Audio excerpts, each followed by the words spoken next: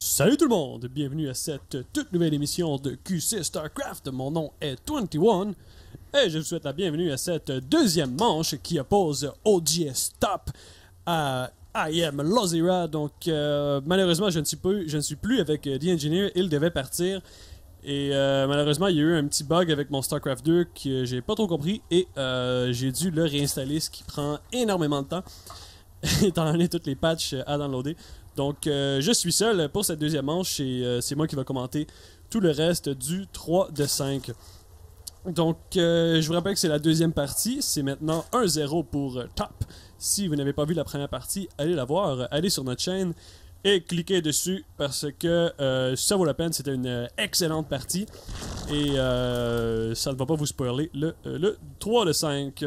On se rappelle que dans la première partie, OGS Top a gagné de façon absolument étonnante. Lozira qui avait tenté une contre-attaque, mais qui n'avait plus assez d'unités dans son main pour défendre l'imminente attaque de Top.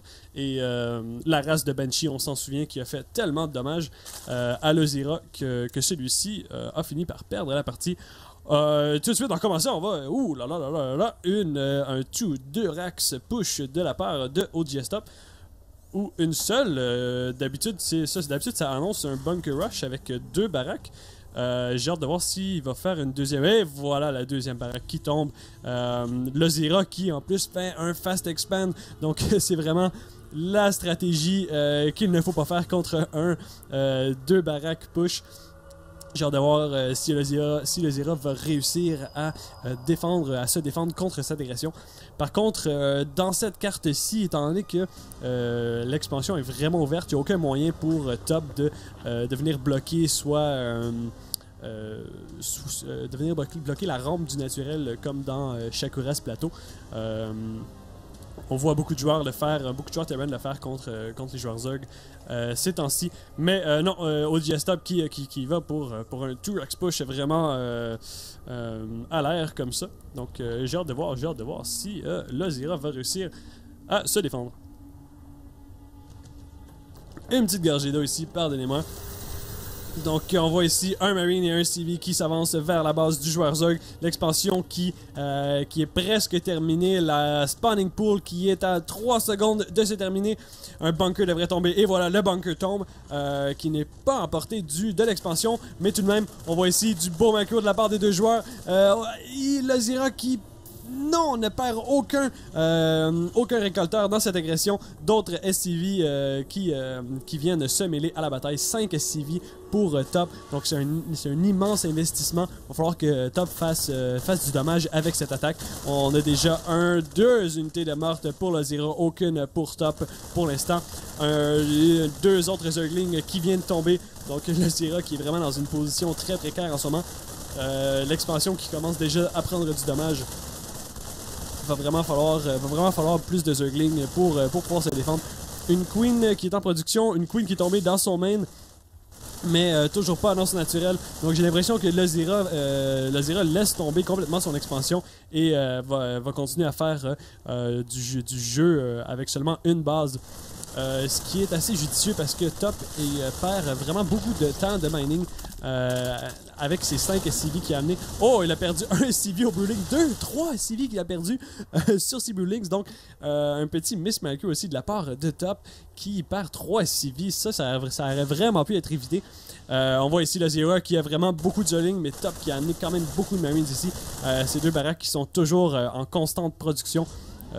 Top qui est un très bon joueur coréen. Donc, j'ai pas l'impression que Lozira va pouvoir avancer, va pouvoir casser ces 2 bunkers. Oh, mais Top qui judicieusement se recule avant que le joueur Zerg sorte soit des Roach, soit des Zerglings avec leur vitesse. Par contre, il en profite pour se faire une expansion. Donc, l'agression de Top qui a vraiment été rentable. Et il va pouvoir continuer sur le mid-game avec un avantage marqué. Lozira qui, sans répit, se refait son expansion beaucoup plus tard. Il a perdu beaucoup dans cette agression, mais il a toujours possibilité de revenir dans cette partie. Si on regarde du compte du supply, c'est presque égal des deux joueurs. Donc on voit ici le Zergling qui s'avance, qui vient scatter, qui vient détruire le SCV, qui empêche la production du bunker ici. Donc très beau petit move de la part du joueur Zerg. Par contre, j'ai pas l'impression qu'il va pouvoir s'avancer. Top a vraiment beaucoup trop de Marines. Les Zerglings n'ont pas un assez grand nombre. Et en plus, très belle défense ici de la part de Top qui empêche les Zerglings de venir faire un run-by. On a le Command Center qui... oh non, Top qui ne décide même pas d'aller poser son Command Center. Pourtant, il a assez d'unités pour le faire.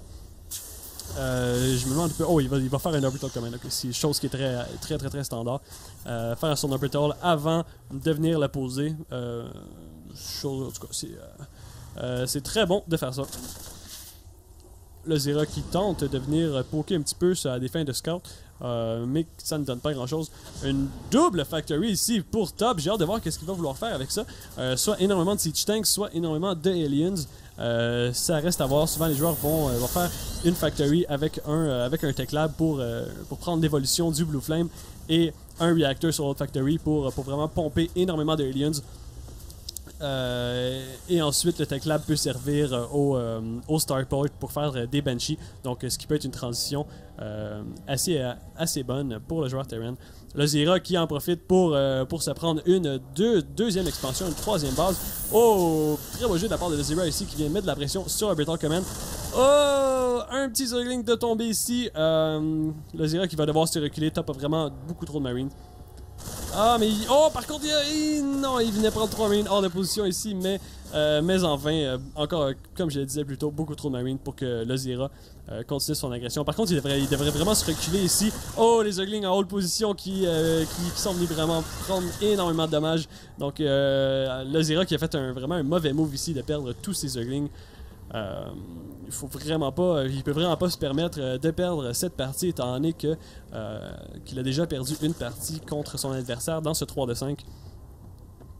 On va essayer une petite avancée de Top seulement à des fins de scout pour venir prendre contrôle des Watchtower et probablement forcer son adversaire à faire plus d'unités. Oh, par contre ici on a deux aliens qui s'avancent mais qui viennent foncer dans les Roach. Petit mismarker ici de Top. Les Roach qui sont très efficaces contre les aliens. Du côté de la production, on a Blue Flame, donc on devrait s'attendre à avoir plus d'aliens de la part de Top. Comme je l'ai dit précédemment, voilà deux factories qui sont en train de produire des aliens et le Tech Lab qui sert à faire Pre-Igniter. Infernal Pre-Igniter, donc le Blue Flame avec l'icône rouge, évidemment. Blizzard a annoncé que dans la prochaine patch, justement, il allait mettre l'icône rouge, donc j'ai hâte de voir ça. Excusez-moi, l'icône bleue, ce serait un petit peu plus logique. Oh, on a une belle avancée ici de la part de Just-Up, mais l'armée impressionnante de Lezira vient complètement détruire celle de Top. Énormément de Roach qui restent de cette bataille. Évidemment, les aliens ont complètement brûlé énormément de Zergling, mais les Roach sont extrêmement efficaces contre et les aliens et les Marines. Donc Top qui est forcé de se reculer ici. Oh, par contre, une belle petite contre-attaque ici des aliens qui vont pouvoir venir faire du dommage. L'expansion de Lozira qui est absolument pas défendue. Les Roach qui continuent leur attaque sans relâche. Les aliens qui viennent tuer. Oh, quand même, mais bon micro ici de la part de Lozira qui a vraiment minimisé les dommages. Si on regarde du côté des unités perdues, seulement deux récolteurs de perdus pour leur Zera, donc très beau micro ici. Honnêtement, je croyais que les aliens allaient faire énormément plus de dommages que ça. Donc le Zera qui est dans une très belle position, 105 maintenant à 77 seulement pour Top. Top qui se prend sa troisième base, vraiment plus en retard que le Zera, donc ça commence à traîner de la patte du côté de l'économie pour le joueur Terran. C'est rendu 69 à 42 Harvesters. pour Lozira en faveur du joueur Zerg. Donc, Lozira qui est dans une très belle position. Il peut commencer à jouer plus défensif, à profiter de son économie, à profiter de son économie vraiment supérieure et à se faire une méga armée de 200 et pouvoir en finir avec son adversaire. Par contre, Lozira qui décide de s'avancer, chose avec laquelle je suis pas très d'accord étant donné que les Roach n'ont toujours pas leur évolution de vitesse. En plus, j'ai pas l'impression qu'il s'en va pour la rechercher. Toujours pas de tiers 2 pour le Zira, donc il prend... Oh, désolé, oui, le lair est ici. Mon erreur. Donc, on voit l'évolution de rapidité des Banelings. Sinon, toujours pas l'évolution de rapidité des Roach. Si j'étais lui, je la ferais. Et SAP. Donc, sinon, OGS Top qui va venir tenter de briser la backdoor de Lozira pour venir mettre de la pression sur cette expansion. Lozira qui, je ne sais pas exactement pourquoi, passe par ce chemin. Probablement qu'il a vu, oui, il a vu que le joueur Terran avait pris cette position et est en train de venir le punir pour avoir passé par ce chemin et va venir le prendre en sandwich. Probablement qu'il y a d'autres armées, oui, exactement, des Zerglings et des Banelings qui vont venir le prendre en sandwich avec tous les Roach ici. Donc, par contre, le Zira qui commence à prendre du dommage.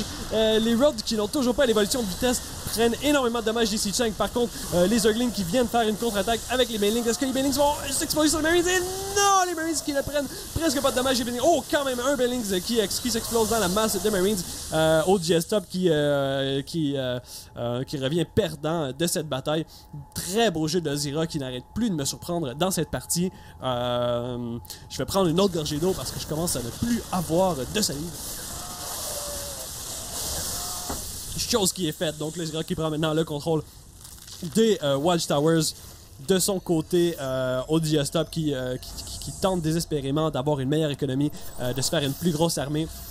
Il continue à avoir un jeu très standard, c'est-à-dire de masser des Siege Tanks et des Marines. Avec des Medivacs, bien sûr. Oh, on va voir un drop ici très bientôt. J'ai hâte de voir si ça va pouvoir faire du dommage ou si Lozira, encore une fois, va se défendre de façon vraiment gossou. Oh, on a des Banelings ici qui se burrow, mais le joueur Terran les a très probablement vus. On devrait voir un scan qui va tomber très bientôt. Sinon, est-ce qu'on a l'évolution de... les Roach qui ne peuvent pas se déplacer sous la terre, mais qui ont burrow tout de même et qui n'ont toujours pas l'évolution. Oh oui, là, ils ont l'évolution de vitesse. Pardonnez-moi, j'ai raté ça. Une armory pour Top qui va pouvoir se faire des Thor is here. Et voilà, enfin, le scan du joueur Terran. Il aurait vraiment pas fallu que ces Marines marchent dans ces Banelings. On sait que ça peut faire énormément de dommages. On a ici les Roach qui sont forcés de se reculer. Top qui a quand même une très grosse armée, mais la masse de Banelings qui s'approche. Oh, les Marines qui sont pris hors de position sur la Xenlaga Watchtower et les Banelings qui font énormément de dommages. Les Roach qui s'avancent sur les Siege Tanks. J'ai pas l'impression que Top va pouvoir revenir de cette défaite. L'armée de Lozira est tellement imposante, tellement de Roach ici. Aucune upgrade par contre de la part de deux joueurs, mais Lozira a juste beaucoup plus d'unité que son adversaire. Étonnamment, on avait un upgrade d'attaque pour les Zerglings. Chose qui n'est pas très utile, étant donné que le Zira masse les Roach. Mais il a tellement d'unités ici qu'il peut se permettre de faire un petit peu n'importe quoi. J'ai pas l'impression que son adversaire va pouvoir revenir dans cette partie. Top qui est en train de tout perdre à son expansion. Et le Zira qui se fait un plaisir de tout détruire sur son passage. Donc, je crois que c'était, voilà, le GG, en fait, en signe coréen, mais j'imagine que ça veut dire GG. La partie qui se termine. J'avais dit dans la première partie que j'avais une petite annonce à faire. En fait, je vais faire du live stream pour Origin TV. Pour ceux qui ne connaissent pas Origin TV, ils sont une TV française qui font du stream sur Internet. Ils ont maintenant un lien sur teamliquid.net. Donc, ils grandissent de plus en plus en popularité. Et ils nous ont demandé, QC StarCraft, de faire des casts pour eux, en fait, de faire du live stream. Et nous avons accepté. Donc, ce samedi, vous allez me voir en stream avec, je sais pas, leur casteur légendaire. Donc, je vais faire un duo avec lui et ça va sûrement être assez drôle. Il va y avoir la confrontation Québec-France ici entre les commentateurs. Donc, je crois que ça va être assez amusant. Je vous invite à voir ça. Ça devrait commencer environ à midi, heure du Québec, et environ à 6h PM, donc 18h, heure de France. C'est environ, parce que ça va durer assez longtemps, on va faire un tournoi complet ce soir-là, donc cet après-midi-là pour moi, évidemment. Donc je vous invite à venir voir ça, vous pouvez aller voir ça sur origineonline.originetv.com, je crois que c'est ça l'adresse, je vais la mettre dans la description du vidéo anyways, et vous pouvez toujours aller les trouver en cherchant Origin TV sur Google ou par teamliquid.net. Donc je vous laisse là-dessus et je passe tout de suite à la troisième partie de ce 3 de 5. C'est maintenant 1-1. Et voilà, donc à la prochaine tout le monde, à tout de suite.